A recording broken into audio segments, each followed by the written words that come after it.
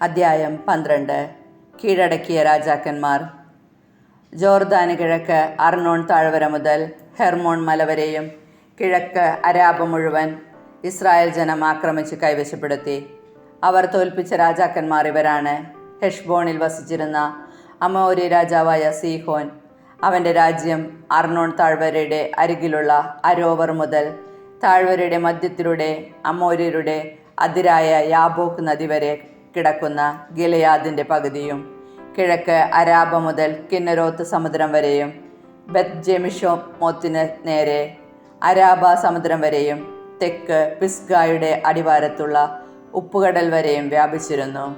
അഷ്താരോത്തിലും എദ്രയിലും താമസിച്ചിരുന്ന റെഫായിം കുലത്തിൽ അവശേഷിച്ചിരുന്ന ബാഷാൻ രാജാവായ ഓഗിനെയും അവർ പരാജയപ്പെടുത്തി.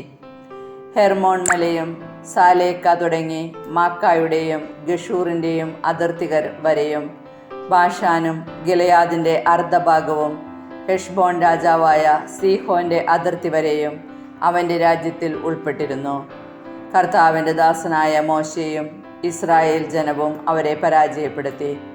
മോശ അവരുടെ രാജ്യം റൂബൻ, ഗാദ് ഗോത്രങ്ങൾക്കും മനാസയുടെ അർദ്ധഗോത്രത്തിനും അവകാശമായി നൽകി.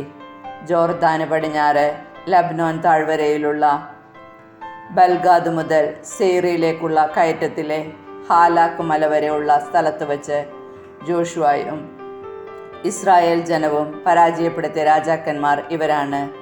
ജോഷുവ അവരുടെ നാട് ഇസ്രായേൽ ഗോത്രങ്ങൾക്ക് ഓഹരി പ്രകാരം നൽകി.